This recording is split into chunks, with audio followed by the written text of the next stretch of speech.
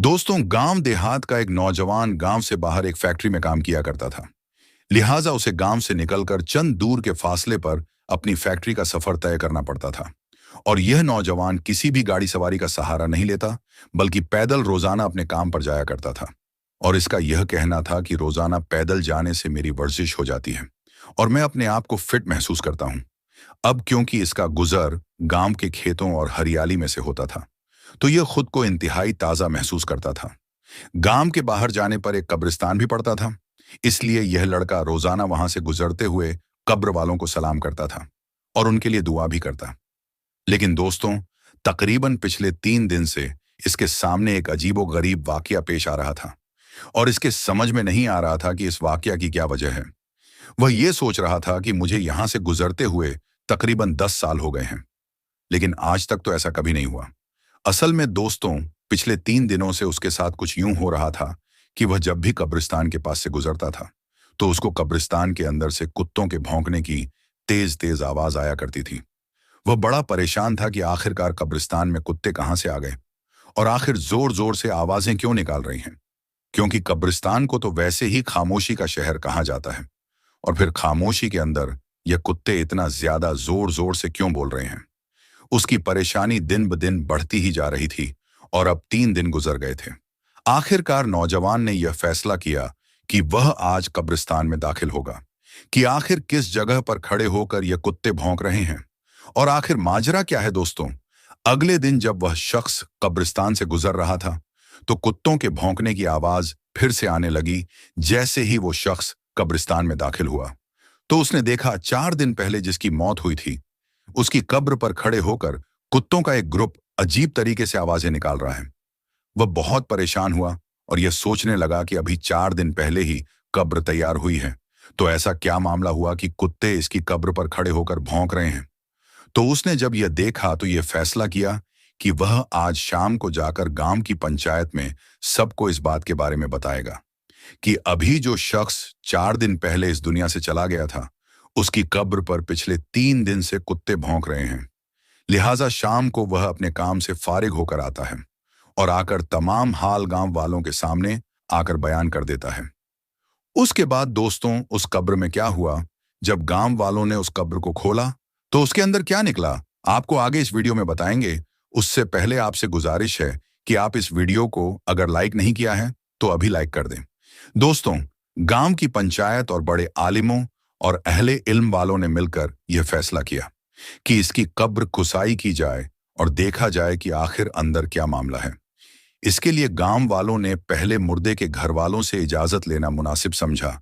उसके घर पहुंचे और गांव वालों ने उसका तमाम हाल बयान कर दिया।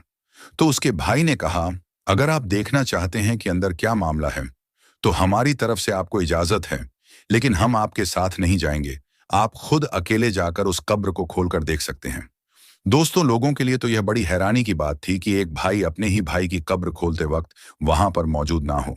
लेकिन लोगों ने इस बात पर ज्यादा गौर करने के बजाय यह सोचा कि पहले कब्र को खोलकर देख लिया जाए कि आखिर क्या माजरा है।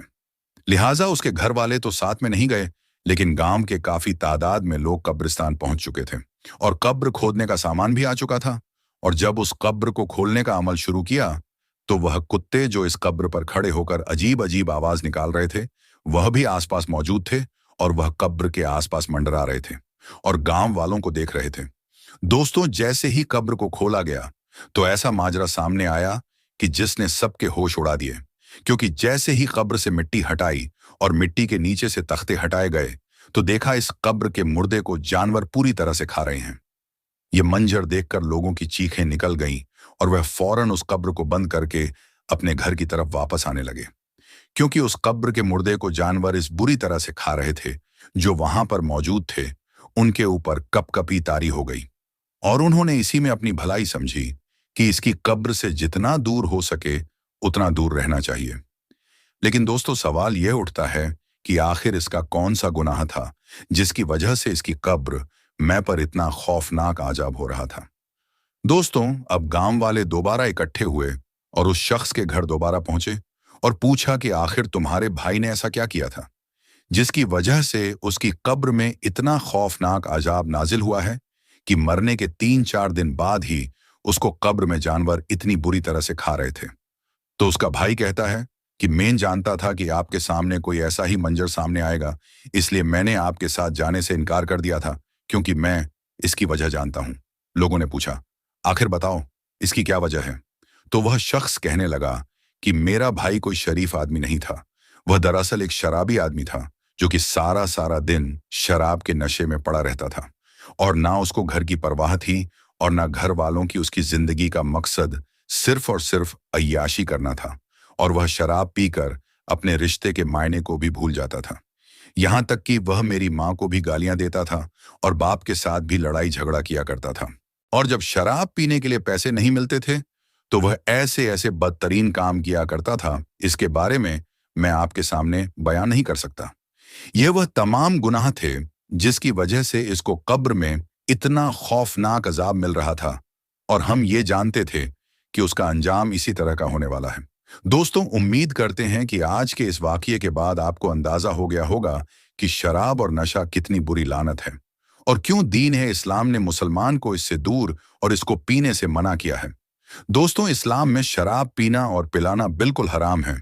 एक मुसलमान को ऐसी चीजों से बहुत ज्यादा दूर रहना चाहिए। दोस्तों, आपको इसी तरह की एक और वाकया सुनाते हैं। दोस्तों, गांव में एक शख्स रहता था जिसका नाम जुनेद था।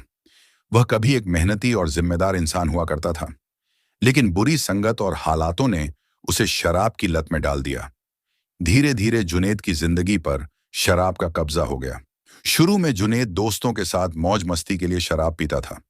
उसे लगता था कि इससे वह अपनी परेशानियों को भूल सकता है, लेकिन यह मौज मस्ती जल्द ही उसकी आदत बन गई।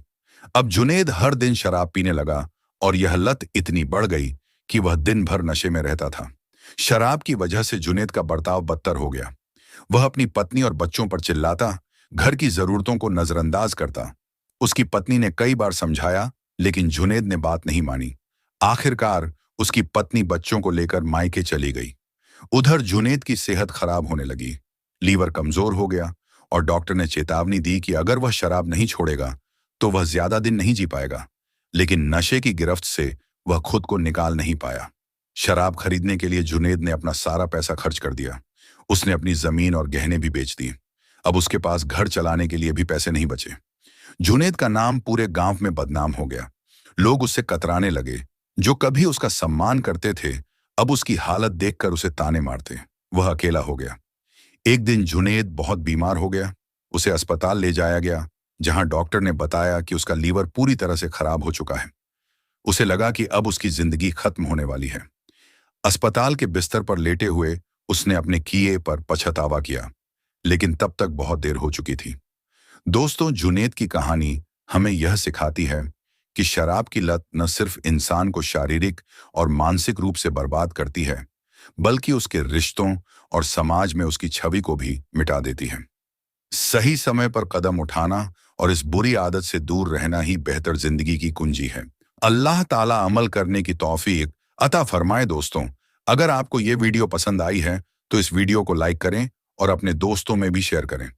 दोस्तों, हदीस की किताबों में आता है कि दीन की बातों को दूसरे तक पहुंचाना सदके जारिया है। इसलिए आप इस वीडियो को शेयर करके सदके जारिया में हिस्सा जरूर लें, और हमारे चैनल को सब्सक्राइब जरूर करें। आज की इस वीडियो में बस इतना ही। मिलते हैं अगले वीडियो में। अस्सलाम अलैकुम।